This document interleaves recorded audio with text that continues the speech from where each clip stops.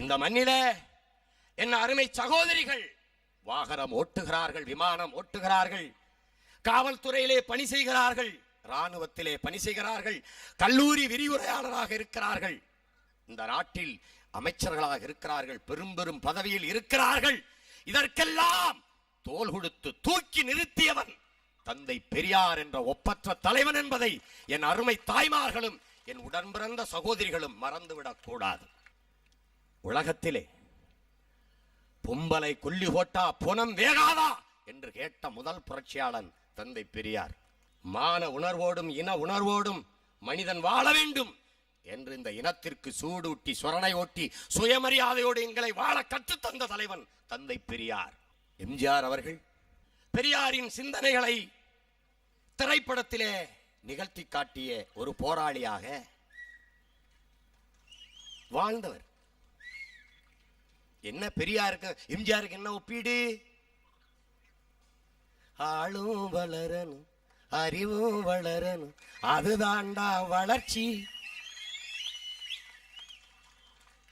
மானமும் அறிவும் மனிதனுக்கு அழகு, இது பெரியார். இதை மந்திரமாக சொல்லி பழகு, இது பெரியார். ஆளும் வளரணும், அறிவும் வளரணும், அதுதாண்டா வளர்ச்சி. உன்னை ஆசையோடு ஈன்றவளுக்கு அதுவே நீ தரும் மகிழ்ச்சி. நாளும் ஒவ்வொரு பாடம் கூறும் காலம் தரும் பயிற்சி. உன்னரம்போடுதாம் பின்னி வளரணும் தன்மான உணர்ச்சி. பெரியாரின் சிந்தனைகளை பாடலாக செலுத்தியவன் எம்ஜிஆர். எனது அருமை தம்பிமார்களே, என் பெருமைக்குரிய பெற்றோர்களே,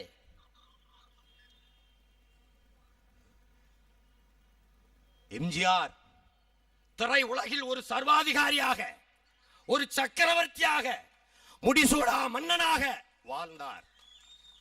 அவர் நினைத்திருந்தால் எஜமா காலடி மண்ணெடுத்து நெத்தியில பொட்டு வைப்போம் பாட சொல்லிருக்கலாம், பாட சொல்லிருக்கலாம். அவர் பாட சொல்லல. கொள்கை சிங்கம் ஐயா SSR இருந்தார்கள் திரை உலகத்திலே. பெரியாரின் பாசறையிலே வளர்ந்த பெருமகன் எங்கள் மதிப்பிற்குரிய ஐயா நடிகர் திலகம் அவர்கள் திரை உலகத்திலே இருந்தார்கள்.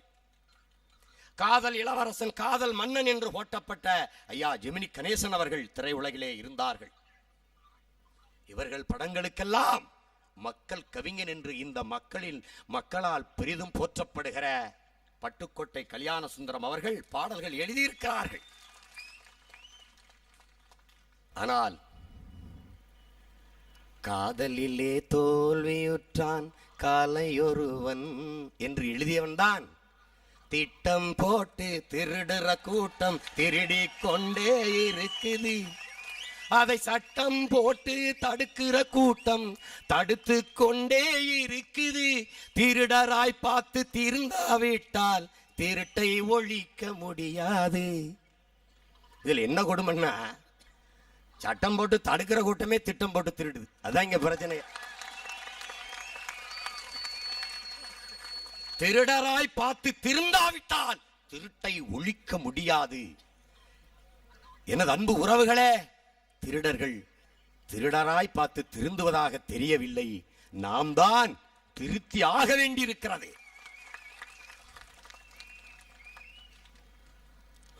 எண்ணற்ற புகழ்பெற்ற நடிகர்களுக்கு பாடல்களை எழுதிய எங்கள் பட்டுக்கோட்டை, எங்கள் மக்கள் கவிஞன் என்றைக்கு மக்கள் கவிஞனானான்.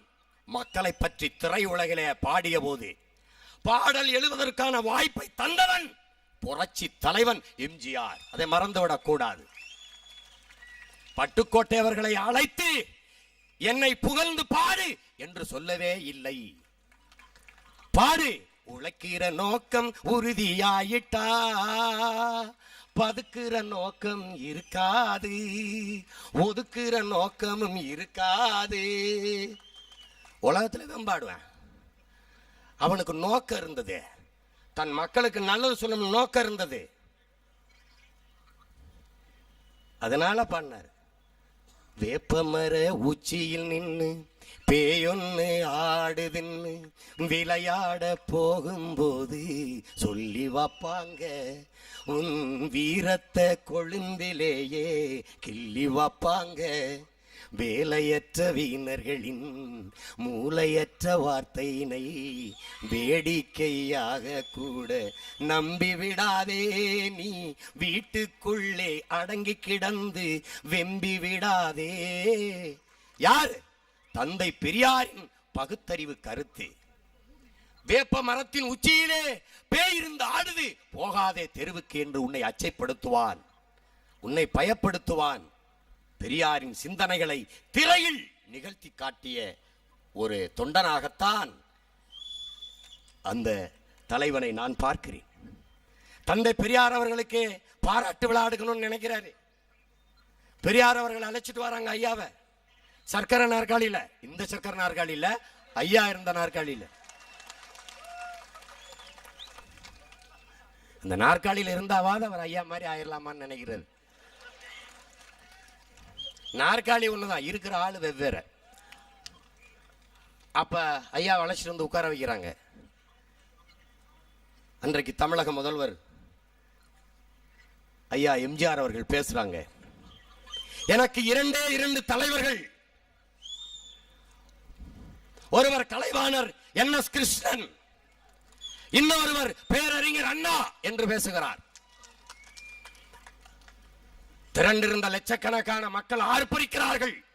எப்படி தந்தை பெரியாரை மேடையிலே வைத்துக் கொண்டு அந்த அளப்பற்ற தலைவனை அவமானப்படுத்துவது போல, நீங்கள் எனக்கு இரு தலைவன், ஒருவர் கலைவாணர் இன்னொருவர் அண்ணா என்று எப்படி நீங்கள் பேசலாம் என்பது போல கூக்குரல் எழுப்பி ஊளையிட்டு சத்தமிடுகிறார்கள். அமைதியாக நின்ற அவர் சொல்லுகிறார், எனக்கு மறுபடியும் சொல்லுகிறார், எனக்கு இரண்டே இரண்டு தலைவர்கள், ஒருவர் கலைவாணர் NS கிருஷ்ணன், இன்னொருவர் பேரறிஞர் அண்ணா. அந்த இரண்டு பெரும் தலைவர்களுக்கும் தலைவனாக இருந்தவர் தந்தை பெரியார் என்று பேசுகிறார்.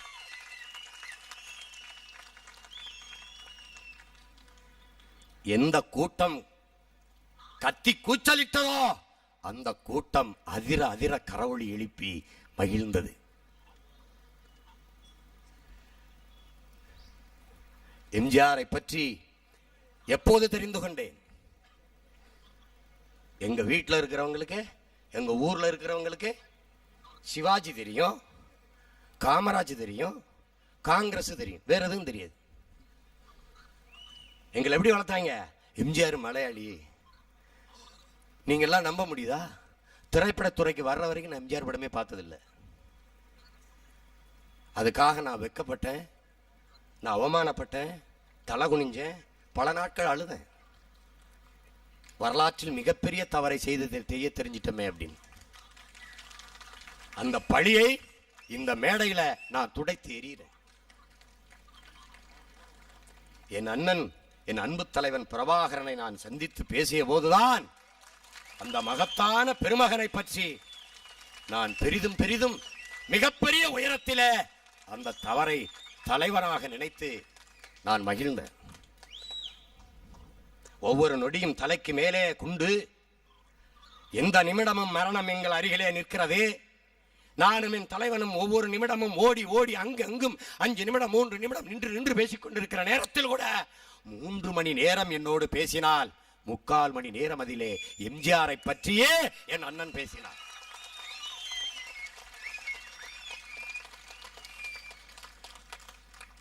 என்னிடத்திலே சொன்னார், எம்ஜிஆர் என்னை நம்பினார், நான் அவருக்கு விசுவாசமாக இருந்தேன், நான் உண்மையாக இருந்தேன். எம்ஜிஆரை போல ஒரு தலைவன் இனி இந்த இனத்திற்கு நமக்கு கிடைக்க மாட்டாரடா தம்பி என்று சொன்னார். காரணம் என்ன? காரணம் என்ன? இந்திய அமைதிப்படை IPK பீஸ் கீப்பிங் போர்ஸ் என்ற பெயரிலே ஒரு அநியாய படை என் தாய் மண்ணிலே, தமிழீழ மண்ணிலே என் தாய் தமிழ் உறவுகளை கொத்துகிற கொடூர கழுகுகளாக கொத்தி குதறி கொண்டிருந்த வேளையிலே இந்திய பேராதிக்கத்தை, இந்திய துணைக்கண்டத்தை எதிர்த்து யுத்தம் செய்வதா, சரணடைவதா, ஆயுதங்களை ஒப்படைப்பது, நாம் உயிருக்கு மேலாக நேசிக்கிற நம் தந்தையர் தேசம் இந்தியா, நமக்கு துணை நிற்கும் என்று சுதுமலை மாநாட்டிலே என் தலைவன் பிரபாகரன் பிரகடனப்படுத்துகிறார். உமது வார்த்தைகளை, உங்கள் வார்த்தையை நம்பி எங்கள் ஆயுதங்களை ஒப்படைக்கிறோம். எங்களுக்கு வேண்டியது எம் மக்களுக்கான தீர்வு. அதை யார் பெற்றுத்தந்தால் என்ன, நீங்கள் தருவதா இருந்தால் மகிழ்ச்சி. ஆயுதங்களைத்தான் கையளிக்கிறோமே ஒழிய எங்கள் போராட்டத்தையும் லட்சியத்தையும் அல்ல என்று ஒப்படைத்தார். என்ன துரோகத்தை எனது நாடு, உங்கள் நாடு செய்ததே. எந்த ஆயுதத்தை வாங்கினார்களோ அந்த ஆயுதத்தை மாற்று குழுக்களுக்கு கொடுத்து விடுதலை புலிகளோடு எதிர்யுத்தம் செய்ய வைத்ததே இந்திய அரசு, இந்திய நாடு. அதை கவனமாக செய்து முடித்ததே இந்திய உளவுத்துறை. என் அன்பு சொந்தங்களே, அப்படிப்பட்ட நேரத்திலே வாழ்வா சாவா என்ற போது இனி யாரையும் நம்பி பயனில்லை, நாம் யுத்தம் செய்து சாகலாம் என்று முடிவெடுத்துத்தான் இந்திய வல்லாதிக்கத்தின் படையோடு மோதுகிறார், சண்டையிடுகிறார். After all 2000 boys என்று இங்கிருந்த பெருமகன் ஐயா ராஜீவ்காந்தி அவர்கள் சொன்னார்கள். ஆனால் தலைவரிடத்திலே இருந்தது வெறும் 600 பேர் தான். 600 பேரை 100 பேராக பிரித்து பிரித்து பல்வேறு களங்களில் களமாட விட்டுவிட்டு அண்ணனை பாதுகாப்பதற்கு மட்டும் 100 பேர் சுற்றி நிற்கிறார்கள். தாயகத்தை காப்பது எவ்வளவு பெரிய கடமையோ அதே மேல தாயகத்தின் உயிராக இருக்கிற தலைவனையும் காப்பது மேலான கடமை என்ற அழுத்தத்திலே நவம் என்ற அந்த கட்டளை தளபதியின் தலைமையிலே அந்த 100 பேர் தலைவனை பாதுகாக்கிற பணியிலே நிற்கிறார்கள். அப்போது அண்ணன் கிட்டு 36 லட்சம் ரூபாயை கொண்டு வந்து நம் அன்பு தலைவன் அண்ணன் பிரபாகரனிடத்திலே கொடுக்கிறார். ஏது பணம்? எம்ஜிஆர் அவர்கள் கொடுத்தார்கள். என் அண்ணன் சொல்லுகிறார், இந்திய நாட்டு உங்களது நாட்டு, அவரது நாட்டின் ராணுவத்தோடு எதிர்த்து யுத்தம் செய்கிறேன். எனக்கு உதவுவது தேச துரோக குற்றம். நான் கேட்கவே இல்லை அவரிடத்தில் பணம். ஆனாலும் கிட்டுவை அழைத்து தம்பி கஷ்டப்படுவான், தம்பி கஷ்டப்படுவான், அவனுக்கு கொண்டு போய் கொடு என்று 36 லட்சம் ரூபாய்களை கொடுத்த வள்ளல்தான் புரட்சி தலைவன் எம்ஜிஆர் என்பதை நாம் மறந்துவிடக் கூடாது. தான் செய்வது தேச துரோகமே ஆனாலும் என் இனத்தின் விடுதலை முக்கியம் என்ற உயர்ந்த நோக்கத்திற்காக உதவிய தலைவர். யார் மலையாளி? சேர தமிழனின் மகன், செல்ல மகன். என் பாட்டன் சேர சோழ பாண்டியனில் மூத்த மன்னனின் பிள்ளைகள் தான் இன்று மலையாளிகளாக இருக்கிறார்கள் என்பதை என் அருமை தமிழ் மக்கள் புரிந்து கொள்ள வேண்டும்.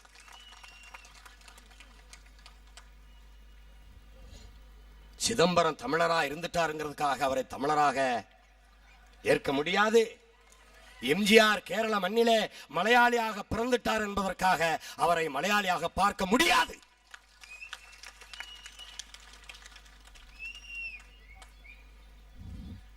என் அண்ணன் அவரை பற்றி சொல்லும் போதெல்லாம் நீங்கள் நம்புகிறீர்களோ இல்லையோ என் சொந்தங்களே, தலை குனிந்தபடியே இருந்தேன். அவமானத்தில் உக்கி உக்கி செத்தேன். இப்படிப்பட்ட ஒரு தலைவனை நாம் பேசியிருக்கிறோமே, அவர் படத்தை பார்க்காமல் நிராகரித்திருக்கிறோமே, அவரை பற்றி அறியாது தெரியாது இருந்திருக்கிறோமே, எவ்வளவு சிறுபிள்ளைத்தனம் என்று வெக்கத்தில் அவமானத்தில் கூடி குறுகினேன். என் அண்ணன் என் தோள் மீது கையை போட்டுக்கொண்டு இப்படி நடக்கும் போது இரு அணைக்கிறார். இப்படித்தான் என்னை எம்ஜிஆர் இரு அணைத்தார். அணைத்து கேட்டார் என்னிடத்திலே, நாடு அடைகிறதுக்கு மொத்தமாக எவ்வளவு செலவாகும் என்று கேட்டார். நாடு அடைகிறதுக்கு மொத்தமாக எவ்வளவு செலவாகும் என்று கேட்டார். அடுத்த நொடியிலே என் அண்ணன் பிரபாகரன் யோசிக்காமல் சொன்ன வார்த்தை 100 கோடி அண்ணா, நான் தர்றேன், நான் தர்றேன், நீ நல்லா சண்டைபிடி.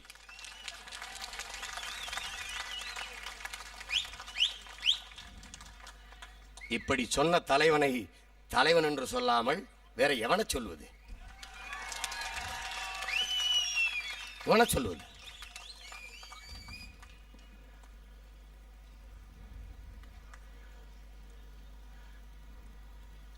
என்னது 5 மாசம் பேசாம முடக்கி வச்சிட்டா அவன் பேசாம விட்டுருவான், பயந்துக்குருவான். இந்த சிறையில ஓட்டா அவன் பயந்துக்குருவான்.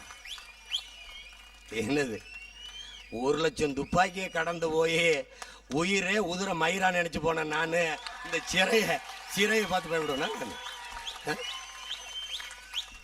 இதுல என்ன கொடுமைன்னு கேட்டீங்கன்னா, சிறை எனக்கு ரொம்ப வசதி. நிறைய படிக்கலாம், 5 மணிக்கு எழலாம், 6 மணிக்கு உடற்பயிற்சி செய்யலாம். நான் சாப்பிடலைன்னா என் அம்மா அப்பா என் தம்பிமார்களை விட இந்த காவல்துறை அதிகாரிகள் கவலைப்படுவாங்க. சாப்பிட்டுங்க ஐயா, வேலைக்கு சாப்பிட்டுங்க ஐயா, உடல் கட்டு போயிரும் ஐயா. என்னையா தும்புறீங்களையா, மாத்திரை டாக்டர் வர சொல்லுமாங்க ஐயா. என்னது அது பாருங்க, அது கால கொடுமை. அங்க 5 மாசமும் காலையிலையும் மாலையும் உடற்பயிற்சி செஞ்சு சரியா 10 மணிக்கு உறங்கி காலையில 5 மணிக்கு எழுந்த நான் 1 மணி நேரம் உறங்குறேன். வந்த 10 நாளா உடற்பயிற்சி செய்ய நேரம் இல்லை. என் தம்பி கிட்ட சொன்னேன், இதுக்கு நான் சிறையிலே இருந்திருக்கலாம்டா, என்ன எதுக்குடா போராடி கூட்டி வந்தீங்க, பெரிய கஷ்டமா இருக்கடான்னு. இவங்க நினைச்சுட்டு இருக்காங்க, சிறை எப்போதும் பொறுக்கிகளையும் போக்கிரிகளையும் சிதைக்கும், போராளிகளை எப்போதும் செதுக்கும்.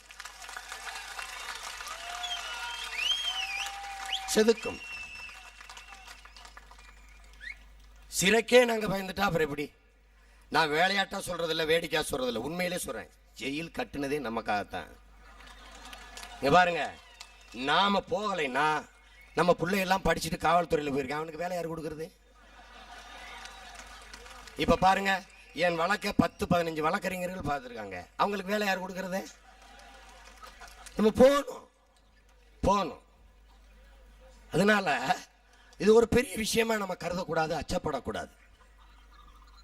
அதனால சிறையெல்லாம் ரொம்ப சாதாரணம். நீ என்ன பண்ணீங்க, அப்படியே 1 அடி ஆழத்துல ஓடிக்கிட்டு இருந்த தண்ணிய அப்படியே தடுத்து ஒரு 5 மாசம் தேக்கி வச்சு திறந்து விட்டீங்கன்னா அப்படி ஓடும். அப்படிதான் நீ ஓடுவேன். எப்படி பாய்வேன்? பசித்து பசித்து பசித்து சரியான உணவுக்காக காத்திருக்கிற புலி போல, உரிய வேட்டைக்காக காத்திருக்கிற புலி போல பாய்வேன். அடிச்சா மரணம் தான், தப்பிக்க முடியாது. அதை நீங்க புரிஞ்சுக்கணும். புலினா ஏன் புலிய பிடிச்சு தூக்குறான்? அதான்டா மானமுள்ள விலங்கு. தனக்கான உணவை விரட்டி விரட்டி வேட்டையாடி வீழ்த்துகிற போது அடித்த மிருகம், அடித்த விலங்கு இடது கை பக்கம் விழுந்தால் எடுத்து தின்னாது. சி, என் வீரத்துக்கே இழுக்கடா, இடது கை பக்கம் விழுந்து விட்டதடா என்று கருதும். அதனால்தான் அந்த புலியை, மானமுள்ள அந்த விலங்கை என் பாட்டன் அருள்மொழி தேவனும் என் அண்ணன் பிரபாகரனும் தனது கொடியிலே ஏந்தினார்கள். அவர்கள் வழி வந்த இந்த தமிழ் பிள்ளை நாங்களும் எமது கொடியாக அதே புலிக்கொடியை ஏந்துகிறோம். திரளாக திரண்டிருக்கிற என் தமிழ் சொந்தங்கள் சிந்திக்க வேண்டும். 60 ஆண்டுகளாக எங்களை அடிக்கிறான் சிங்களன். அப்போது வலிக்காத இந்த கருணாநிதிக்கு அப்போது வலிக்காதது? 537 தமிழக மீனவனை சிங்களன் அடித்திருக்கிறான், அப்போதெல்லாம் இவர்களுக்கு வலிக்காதது? இறந்த என் தங்கையின் உடலை புணர்ந்திருக்கிறான் சிங்களன், அப்போதெல்லாம் இவருக்கு வலிக்காதது? என் மீனவனை நீ அடித்தால் உன் மாணவனை நான் அடிப்பேன் என்று சொன்னது உங்களுக்கு வலிக்குதென்றால் நீங்கள் எங்களவனா இல்லை சிங்களவனா?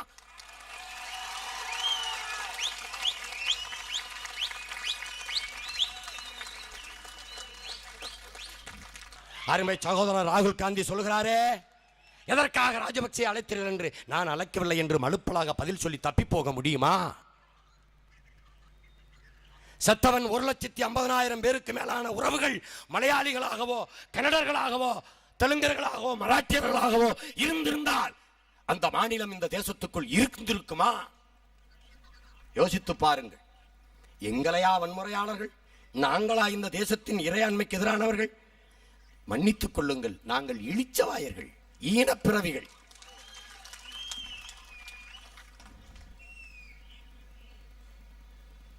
கொத்து கொத்தாக நச்சுக்குண்டுகளை வீசி பச்சிளம் குழந்தைகளுக்கு பால்குடி மறக்காத குழந்தைகள் மீது கொத்தனி குண்டுகளையும் கிளஸ்டர் பாம்புகளையும் விஷவாயுகளையும் வீசி தாக்கி அழித்த போது, என் அக்கா தங்கையை அம்மனமாக நிறுத்தி பாலியல் வல்லுறவு செய்து படுகொலை செய்து கொன்று வீழ்த்திய போது, என் மொத்த இனத்தையும் அழித்து நிறுத்திய போது கதறினோம், கத்தினோம், அழுதோம், மண்டியிட்டோம். அரசியல் தலைவர்கள் அதை திருநங்கைகள் வரை தெருவிறங்கி போராடினோம். ஆடு மாடுகளை தவிர எல்லோரும் இறங்கி போராடினோம். எண்ணற்ற போராட்டங்களை செய்தோம். மழையில் நனைந்தோம், மனித செங்கலிகளை நடத்தினோம், தீக்கு எங்கள் உடலை தின்ன கொடுத்தோம், என்னென்னவோ செய்தோமே. என் உறவுகளே, என் உறவுகள், எங்கள் ரத்த சொந்தங்கள் அந்த மண்ணிலே செத்து விழுந்து கொண்டிருந்த போதும் இந்த மண்ணிலே சிங்கள மாணவர்கள் படித்துக் கொண்டுதானே இருந்தார்கள். இந்த மண்ணிலே சிங்களர்கள் வர்த்தகம் செய்து கொண்டுதானே இருந்தார்கள். இந்த மண்ணிலே புத்தபிக்குகள் தங்கள் புத்த தேவாலயங்களுக்கு வந்து வழிபட்டு திரும்பித்தானே சென்றார்கள். நினைத்து பாருங்கள், எங்களுக்கு நாங்களே தீயிட்டு செத்தோமே ஒழிய எந்த சிங்களன் மீதாவது ஒரு நகைக்கீறலை ஏற்படுத்தினோமா? நாங்களாடா இந்த நாட்டில் வன்முறையாளர்கள்? நாங்களாடா இந்த தேசத்தின் இறையாண்மைக்கு எதிரானவர்கள்? இதைவிட கொடுமை ஏதாவது உண்டா? கருணாநிதி என்னை கைது பண்றது எல்லாம் அவசரம், பேசிட்டு வீட்டுக்கு வர்றேன், வரும்போதே பின்னாடி கைது வருது. எத்தனை நாளா நீங்க காத்திருந்திருப்பீங்க என்ன உள்ளதுக்கு போடுறதுக்கு? நானும் எத்தனை நாளா காத்திருக்கேன் உங்களை ஒரு வழி பண்றதுக்கு. நானும் எத்தனை நாளா காத்திருக்கேன். நீங்க பெரிய அரசியல் சாணக்கியம், பெரிய ராஜதந்திரிங்க. நீங்க என்ன பெரிய சாணக்கியம்? நீ என்ன பெரிய அரசியல் ராஜதந்திரி? சாகர வரைக்கும் எம்ஜிஆரை வீழ்த்த முடியல, நீ என்ன பெரிய ராஜதந்திரி?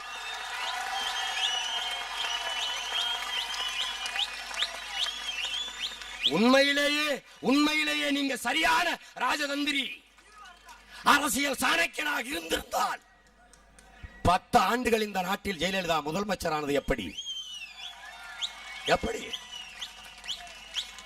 ஒரு லட்சக்கணக்கான கேள்விகளை என் மக்கள் மன்றத்திலே எழுப்புகிறேன். ஒரு சின்ன பயல் உங்க பேச்சை இதே மாதிரி முன்வரிசையில் உட்கார்ந்து கேட்ட ஒரு சிறுவன் பதில் உண்டா? தமிழர்களே, என்னை கடலில் தூக்கி போட்டாலும் கட்டு மரமாக இருப்பேன், கவிழ்ந்து விட மாட்டேன். என்ன செய்வீங்க? எங்களை கவிழ்த்து விடுவீர்கள். என்னது இது? அதான் நான் சொன்னேன் இந்த காங்கிரஸ்காரங்க கிட்ட, ஐயா தயவு செய்து அவரை விட்டு வெளியில போயிடாதியே, திமுக கூட்டணியை விட்டு எங்கேயும் போயிடாதியே. கலைஞர் கருணாநிதியை போல உங்களுக்கு விசுவாசமான அடிமை உங்க கட்சிக்குள்ளே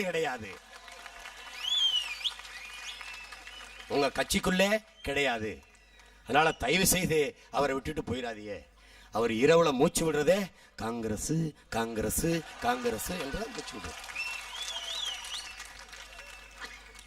அதனால நீங்க அவரை விட்டு போயிடாதீங்க. அவரோடு இருந்தா தான் எங்களுக்கு கொஞ்சம் வசதி. இருங்க. எமக்கு ஒரு லட்சிய வெறி, உள்ளத்திலே எரிகிற நெருப்பு எங்கள் கண்களிலே கொப்பளித்து நிற்கிறது. உடம்பெங்கும் ஓடுகிற அத்தனை நரம்புகளும் முறுக்கேறி நிற்கிறதே எமது லட்சிய வெறி. எந்த பதவிக்காக, எந்த ஆட்சிக்காக எம் இன அழிவிற்கு துணை நின்றீர்களோ அந்த பதவி உமக்கு மட்டுமல்ல, உமது மகனுக்கும் அல்ல, உம் குடும்பத்திற்கு எந்த காலத்திலும் இல்லை என்ற நிலையை உருவாக்குவதே எமது லட்சிய வெறி. இது இந்த மண்ணை ஆள நினைக்கிற எவனுக்கும் ஒரு வாழ்நாள் பாடம். தமிழர்களுக்கு எதிராக எவனும் சிந்திக்கவே கூடாது. காங்கிரஸை வீழ்த்துவோம். 5 பெரியாரின் 5 முக்கியமான கொள்கைகளில் ஒன்று காங்கிரஸை வீழ்த்துவது. பெரியாரின் நினைவு தினத்திலே அந்த ஒப்பற்ற பெருந்தலைவன் அவன் பேர பிள்ளைகளுக்கு தந்த லட்சிய ஜோதியிலே ஒன்று, அந்த நெருப்பை எடுத்து எம் இனத்தின் எதிரி காங்கிரஸை கொளுத்துவதுதான் எமது உயர்ந்த லட்சியம். உங்கள் முன்னால் நிற்கிற தமிழ் பிள்ளை சீமானுக்கு மட்டும்தான் அந்த கடமை. தமிழச்சி மாறிலே பால் குடித்த ஒவ்வொரு தமிழ் பிள்ளைக்கும், இந்த மண்ணிலே வீர தமிழ் மகனாக பிறந்த ஒவ்வொருவனுக்கும் வாழ்நாள் லட்சியம் காங்கிரஸ் என்ற கட்சி இருந்த இடம் தடம் தெரியாமல் அளிப்பதுதான் என்பதை நீங்கள் புரிந்து கொள்ள வேண்டும்.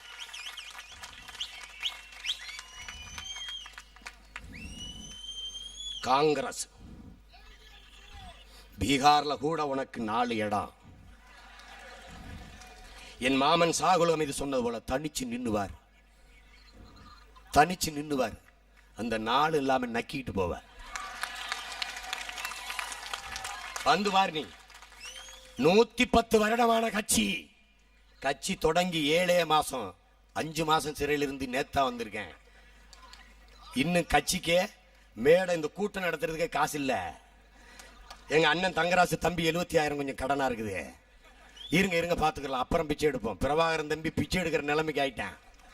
இதுல கொடுமை என்ன, 2000 கோடி எங்க அண்ணன் எனக்கு கொடுத்துட்டு போயிருக்காருன்றான். அட கேவலமே, இப்படி பேசியே எங்களை காலி பண்றான். ஒருத்தன் துணிஞ்சு வந்தா போதும், சும்மா பேச மாட்டான். அவரு 2000 கோடி கொடுத்துருக்கிறாரு அப்படின்னு இப்ப எடுக்க மாட்டாரு, கொஞ்சம் கொஞ்சமா எடுப்பாரு. ஒருத்தன் சொல்லியிருக்கான் 350 கோடி பிரபாகரன் கொடுத்தாராம, எவனை எண்ணி கொடுக்கும்போது பார்த்த மாதிரி. ஏண்டா பணத்தை கட்டி பிடிச்சிட்டு அழுதுகிட்டு இருந்தேன் அக்கா தங்கி, எனக்கு பணத்தை அனுப்பிட்டாடா மறு வேலை பார்ப்பேன். என்னடா லூசு பயிலுக்கு பிறந்த லூசு பயிலு இப்படி அவர் பேசிட்டு இருக்கிறது. பணத்தை 2000 கோடி கொடுத்தா 2000 கோடி எங்ககிட்ட இருந்தா அதுக்கிட்ட நாடு கட்டி சண்டை ஓடுறான்.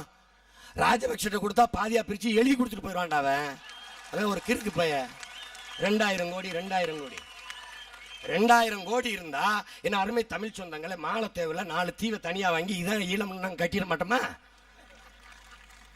2000 கோடி வச்சிருக்கிறவன் நாங்க பால் ரசு குண்டு இருக்குல்ல அதை உருக்கி குண்டு செஞ்சு சண்டை ஓடுறோமா? 2000 கோடி வச்சிருக்கிறேன் கேனப்பயலு சும்மா 2000 கோடி வச்சிருக்கிறோம்.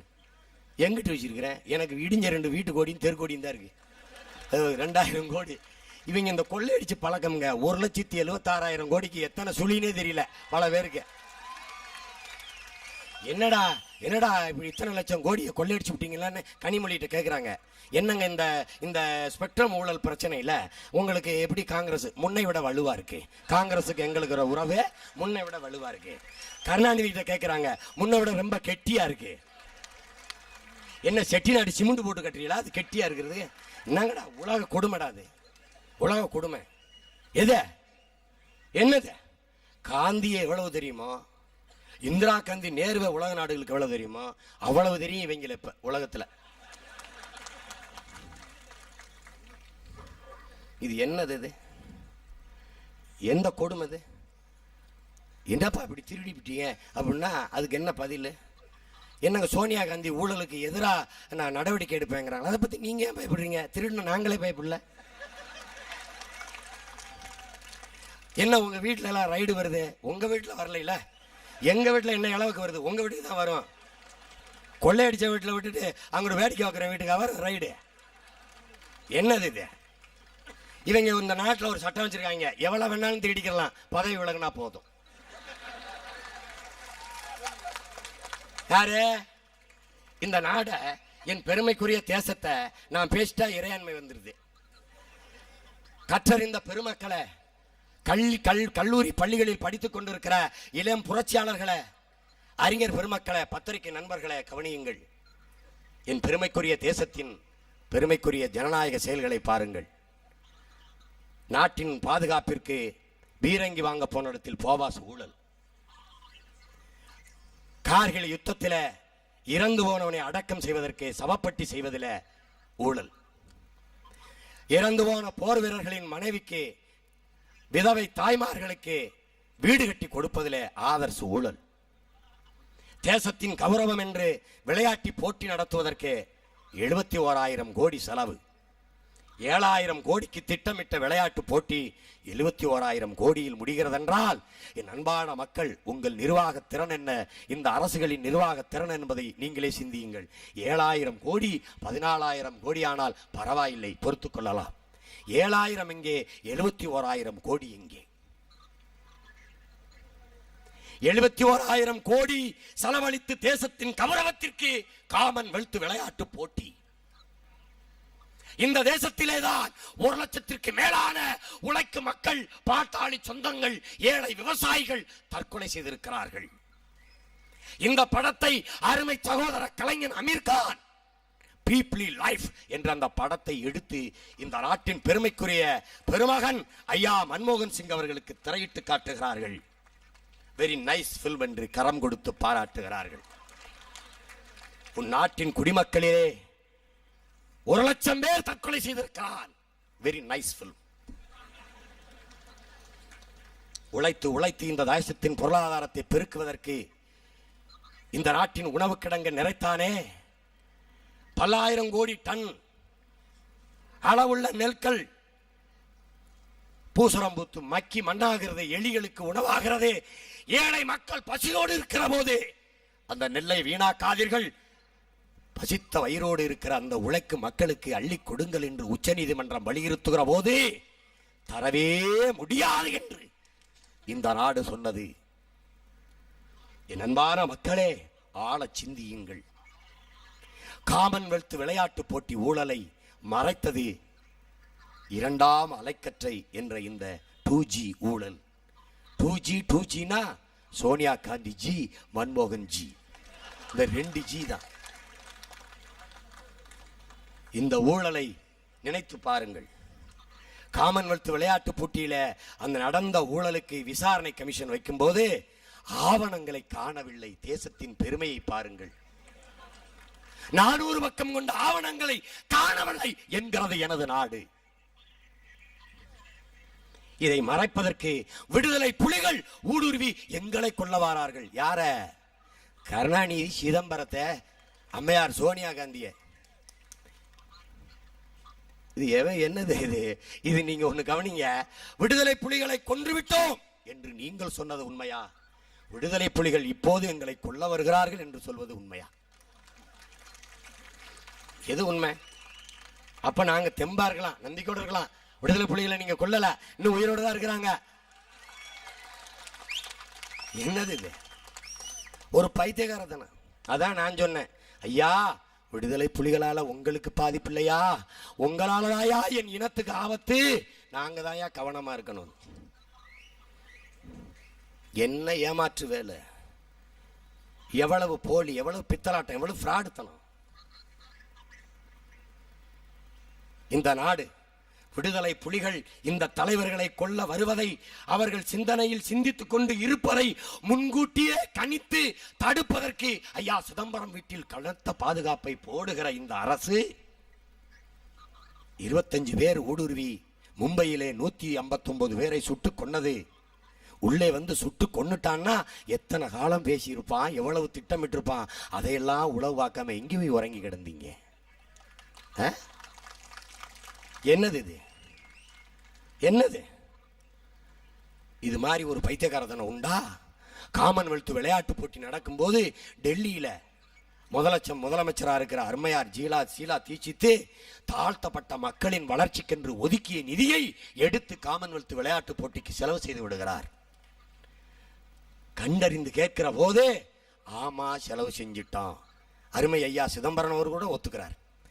அப்ப நாங்க கண்டுபிடிக்கலன்னா அதை கண்டுக்கிறவே மாட்டியே. இதை விட ஒரு தேச துரோகம் உண்டா? இதை விட ஒரு ஈன நிலை எலி செயல் உண்டா? இதை விட ஒரு கையாளர் ஒரு ஊழல் உண்டா?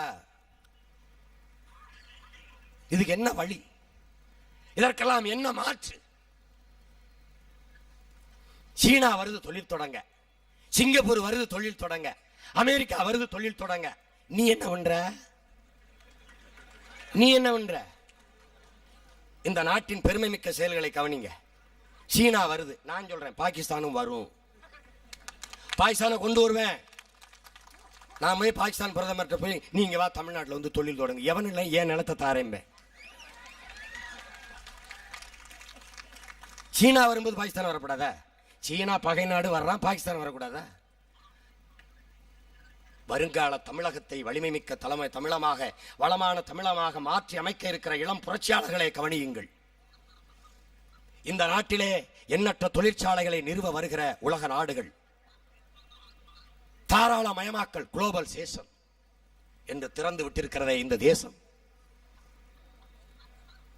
வருகிற போது வெறுங்கையை வீசிக்கொண்டு வருவான். ஏதோ ஒரு சொத்தை அடமான பத்திரத்தை இந்திய வங்கிகளிலே காட்டுவான். 5000 கோடி முதலீட்டு பணத்தை பெறுவான். நிலத்தை அரசு கொடுக்கும் 5000 ஏக்கர் 2000 ஏக்கர் விளை நிலங்களை மக்களின் விருப்பம் இல்லாமல் பறிக்கும். பறித்து அதற்கு இழப்பீடு, உரிய தொகையல்ல, இழப்பீடு என்ற பெயரிலே பணத்தை தரும். அதிலே தொழிற்சாலை தொடங்குவார்கள். தடையில்லா மின்சாரம், தண்ணீர் அனைத்தும் கொடுக்கப்படுகிறது. மனித உழைப்பு மலிவாக கிடைக்கிறது. எனது தேசத்திலே படித்த இளைஞர்களுக்கு வேலை இல்லை. என் உழைப்பை சுரண்டுகிறான். மின்சாரம் இலவசம், நீர் நிலம் அனைத்தும் கிடைக்கிறது. உழைப்பை சுரண்டி உற்பத்தியை பெருக்கி உபரியை பெருக்குகிறான். லாபத்தை கோடி கோடியாக அள்ளுகிறான், கொண்டு போகிறான். எனக்கு கிடைப்பது வெறும் கூலி, சம்பளம். உழைப்பை பெருக்கி உற்பத்தியை பெருக்கி, உழைப்பை சுரண்டி உற்பத்தியை பெருக்கி உபரியை பெருக்கி லாபத்தை கொண்டு போகிற நாடு முன்னேறுமா? வெறும் கூலிக்கு வாங்கி சாப்பிடுகிற நாடு முன்னேறுமா என்பதை என் முன்னே திரண்டிருக்கிற என் தமிழ் சொந்தங்களே நீங்களே சிந்தித்து பாருங்கள். இதுதான் இந்த தேசத்தின் அரசியல் பொருளாதார கொள்கை. சொல்லுகிறது இந்த நாடு நாங்கள் வளர்ந்து கொண்டிருக்கிறோம். ஐரோப்பிய நாடுகளிலும் சரி, வேற எந்த நாட்டிலும் சரி, சீனாவோ அமெரிக்காவோ அந்த நாட்டில் தொழில் தொடங்கும் போது நிலத்தை வாங்குவதில்லை. குத்தகைக்கு ஒப்பந்த அடிப்படையிலே பெறுகிறது. லீஸ் என்று சொல்கிறோமே அப்படி. கட்டிடம் கட்டும், வணிக நிறுவனங்களை நிறுவும், தொழிற்சாலைகளை தொடங்கும். 90 ஆண்டுகள் முடிந்த பிறகு அந்த நிலத்தை அந்த கட்டுமான பணிகளோட அந்த கட்டடத்தோட அப்படியே அதன் சொந்தக்காரரிடம் ஒப்படைக்கும். அவர் இல்லை, அவர் வாரிசு இருந்தால் அவரிடத்தில் கொடுக்கும். மறு ஒப்பந்தம் செய்யும். அன்னைக்கு அந்த வாரிசு என்ன விலை சொல்கிறானோ அந்த விலைக்கு திரும்ப பெறும். இதுதான் உலகத்தில் நடக்கிறது. ஆனால் இந்தியாவில் அப்படி நடக்கிறதா? சிறப்பு பொருளாதார மண்டலம் அமெரிக்கா அல்லது இன்ன பிற நாடுகள், அந்த சிறப்பு பொருளாதார மண்டலத்திலே இந்திய அரசியல் சட்டம் செல்லாது. அமெரிக்காவின் சட்டத்திட்டம் தான் செல்லும். இப்படி இந்த நாடு முழுக்க பல்வேறு சிறப்பு பொருளாதார மண்டலங்கள் உருவாக்கப்படுவது என் அன்பு சொந்தங்களே தேகத்தில் தேமல் விழுவது போல இந்த தேசத்தில் ஆங்காங்கே பல்வேறு நாடுகளின் ஆக்கிரமிப்பு நிகழ்கிறது. சீனா இங்கே தொழில் தொடங்கினால் எனக்கும் சீனாவுக்கும் யுத்தம் என்றால் எப்படி சீனாவை வெளியேற்றுவாய்? அந்த தொழிற்சாலைக்குள் உற்பத்தி செய்யப்பட்டது என்னவென்று உனக்கு எப்படி தெரியும்? இதையெல்லாம் நான் பேசினால் மக்களை அச்சுறுத்துகிறார், இறையாண்மைக்கு எதிராக பேசுகிறார். எங்க மாமா கேட்ட மாதிரி ஒரு சின்ன பையன் சீமான் பேசி இந்த இறையாண்மையை சிதைக்கிற மாதிரி இருக்குன்னா அதுக்கு பேர் இறையாண்மை இல்லடா. அவ்வளவு பலகீனமான இறையாண்மை எதுக்கு இந்த நாட்டுக்கு? யோசிச்சு பாருங்க. இதற்கு வழி என்ன? இந்த மண்ணையும் மக்களையும் திட்டமிட்டு ஒரு பிழையான சமூகமாக படைத்து நிறுத்தி இருக்கிறதே கருணாநிதியும் அவருடைய வழி வந்த அரசியல் கட்சிகளும். கருணாநிதியின் அளப்பெரிய சாதனை கேள்வி கேட்க எவனுக்கும் யோக்கியதை இல்லாமல் ஆக்கியதுதான். நான் 2-3 மனைவிகளை கல்யாணம் செய்கிறேன், நீங்க என்ன 2-3 பொண்டாட்டி கட்டிட்டீங்கன்னு முன்னாடி இருக்கிற அமைச்சருக்கோ எம்எல்ஏக்கோ எவனுக்கும் தகுதி இருக்கக்கூடாது, நீனும் கட்டிக்க. நான் பல ஆயிரம் கோடிகளை கொள்ளையடிக்கிறேன், உங்களுக்கு எவனுக்கும் தகுதி இருக்கக்கூடாது, நீ என்ன யோக்கியதை அப்படி திருடுறாயின்னு நீனும் திருடிக்க. சிந்திப்ப, உன் மூளை திறனை சிதைக்கணும். குடிச்சுக்க, டாஸ்மார்க்க திறந்து விடு. குடிச்சிட்டு வண்டி ஓட்டாத. குடிக்க போகும்போது வண்டியில போ, குடிச்சிட்டு வண்டி ஓட்டாத.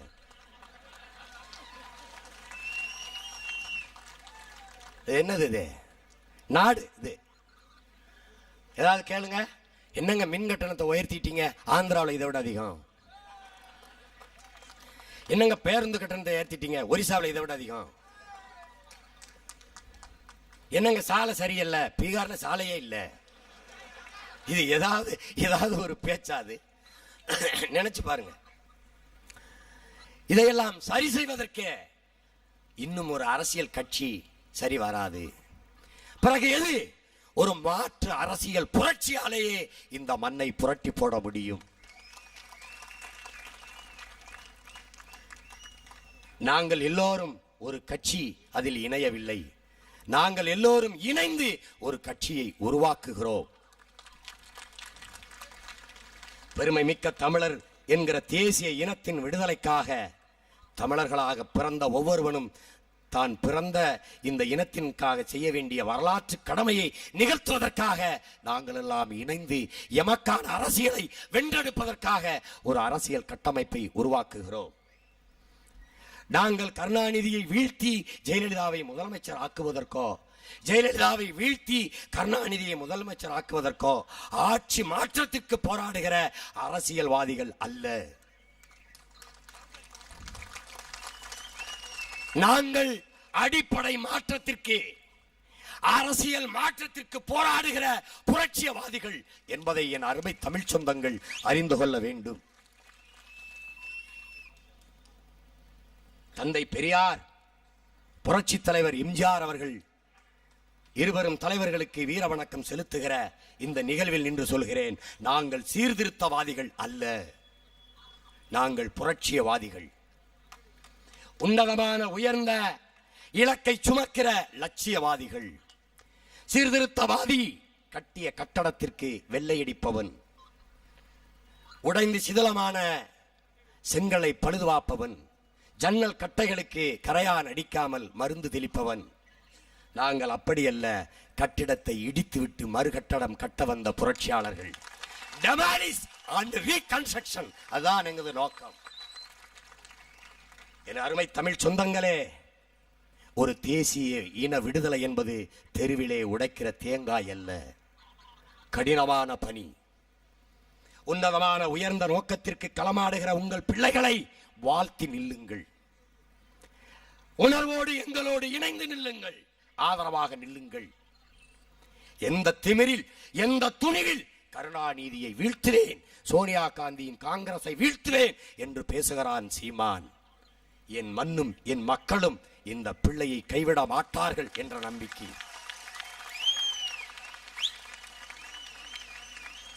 உறுதியான நம்பிக்கையில், எந்த உரிமையில் என் மக்களிடத்திலே கேட்கிறேன், இந்த மண்ணுக்கும் மக்களுக்குமாக சாவேன் என்ற துணிவில் கேட்கிறேன். என் இனத்தின் விடுதலைக்காக 2 விசக்குப்பிகளை கழுத்திலே கட்டி களமாடிய ஒப்பற்ற தலைவன் பிரபாகரனின் அன்பு தம்பி என்கிற உரிமையிலே கேட்கிறேன். எம்ஜிஆரை புரட்சி தலைவன் என்று சீமான் சொல்லலாமா? பேசுவார்கள். என் அருமை அண்ணன்மார்கள், என்னை அன்பாக வளர்த்த தலைவர் பெருமக்கள் சொல்வார்கள், சீமான் வாயால ரெட்டலைக்கு ஓட்டு கேட்டுட்டார். ஏண்டா, கை சின்னத்துக்கு கேட்டவனை விட கேவலப்பட்டு போயிட்டேன் நான். என்னது இது? ரெட்டலைக்கு கேட்டுட்டாரு. இப்பவும் கேட்க போறேன், இந்த சட்டமன்றத்துக்கும் கேட்க போறேன், கேட்பேன். நான் ஜெயலலிதாவை ஆதரிக்கல, அவங்க ஒன்னும் அன்னி பெசன்ட் அம்மையாரனோ அன்னை தெரசாவென்றோன்னு ஆதரிக்கல.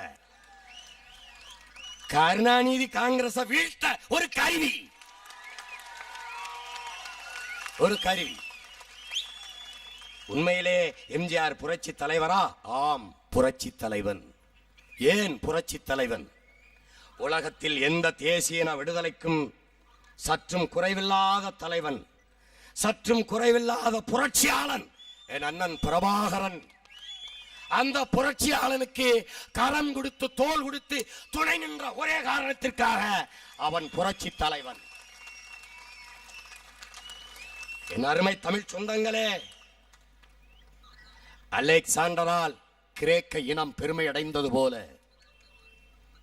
செங்கிஸ்கானால் மங்கோலிய இனம் பெருமை அடைந்தது போல, ஜூலியஸ் சீசரால் ரோமானிய இனம் பெருமை அடைந்தது போல, மாசே துங்கால் சீன பேரினம் பெருமை அடைந்தது போல, ஹோசிமின்னால் வியட்நாமிய இனம் பெருமை அடைந்தது போல, லெனினால் ரஷ்ய இனம் பெருமை அடைந்தது போல, தமிழர் என்கிற பெருமை மிக்க தேசிய இனம் என் அண்ணன் பிரபாகரனால் பெருமை அடைந்து நிற்கிறது. என் அன்பான மக்களே,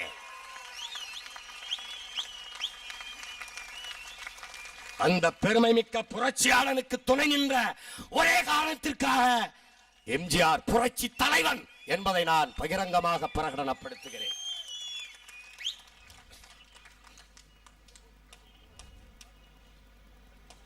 இன்றில்ல, நாளை இல்ல, என்றாவது ஒரு நாள் இன்று தரிசாக கிடக்கிற எங்கள் தாய் நிலம் தமிழீழத்தை மீட்டே தீருவோம். அன்று தமிழர் இன விடுதலை வரலாற்றிலே எழுதப்படுகிற தமிழரின் வரலாற்று பக்கங்களிலே பல பக்கங்களை நிறைத்து நிற்கிற பெருமை மறைந்த பெருமை மிக்க பெருமகன் ஐயா எம்ஜிஆர் அவர்களுக்கு உண்டு.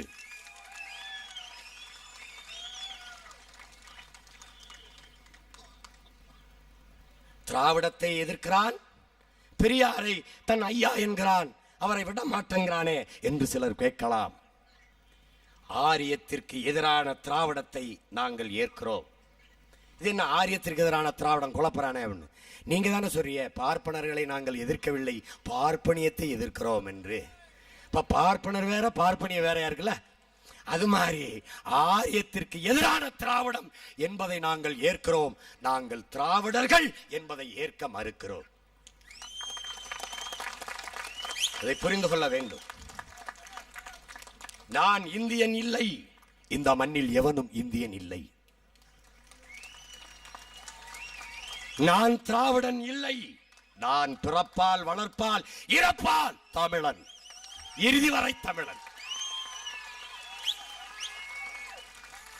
இதுவே எனது பெருமை மிக்க அடையாளம். என்னை போலவே நான் 50,000 ஆண்டுகளுக்கு மூத்த ஒரு பெருமை மிக்க தமிழ் தேசியனத்தின் பிள்ளை. என்னை போலவே என் தாய்மொழி தமிழில் இருந்து கிளை மொழிகளாக உருவாகி இருக்கிற சகோதர மொழிகளாக இருக்கிற ஆந்திராவிலே வாழ்கிற என் அருமை சொந்தங்கள், தெலுங்கை தாய்மொழியாக கொண்டவர்கள், கர்நாடகாவில் வாழ்கிற என் அருமை சகோதர மொழி சொந்தங்கள், கன்னட மொழி பேசுகிற கன்னடர்கள், முன்பு சொன்னது போல என் பாட்டன் சேர மன்னனின் மக்கள், மலையாளத்தை தாய்மொழியாக கொண்ட மலையாளிகள், இவர்கள் எல்லாம் இப்படி பல்வேறு மொழிவழி தேசிய பிள்ளைகள் எல்லாம் இணைந்து இந்தியா என்கிற ஒரு நாட்டுக்குள் வாழ்கிறோம். இந்தியாவிற்கென்று ஒரு இறையாண்மை கிடையாது, இதை நீங்கள் தெரிந்து கொள்ள வேண்டும். இந்தியாவிற்கென்று தனித்த ஒரு இறையாண்மை இல்லை. தமிழன் என்கிற தேசிய இனம் எனக்கு ஒரு இறையாண்மை இருக்கிறது, மலையாளிக்கென்று ஒரு இறையாண்மை இருக்கிறது, கன்னடருக்கென்று ஒரு இறையாண்மை இருக்கிறது, மராட்டியர்க்கென்று ஒரு இறையாண்மை இருக்கிறது. இப்படி பல்வேறு மொழிவழி தேசிய மக்களுக்கான இறையாண்மையே இந்தியாவின் இறையாண்மையாக இருக்க முடியுமே ஒழிய இந்தியாவிற்கென்று ஒரு தனித்த இறையாண்மை சத்தியமாக இல்லை. பாரத பண்பாடு என்கிறீர்களே, அது என்ன பண்பாடு? ஒரு பண்பாடும் இல்லை. எனக்கு ஒரு மரபு இருக்கு, தமிழனுக்கு வேட்டி கட்டணும், சட்டை போடணும், பொங்கல் வைக்கணும், பால் பானை பொங்க பன்னீர் பொங்க நாங்கள் ஒரு மரம் வச்சிருக்கோம். எனக்கு ஒரு விளையாட்டு இருக்கு, எனக்கு ஒரு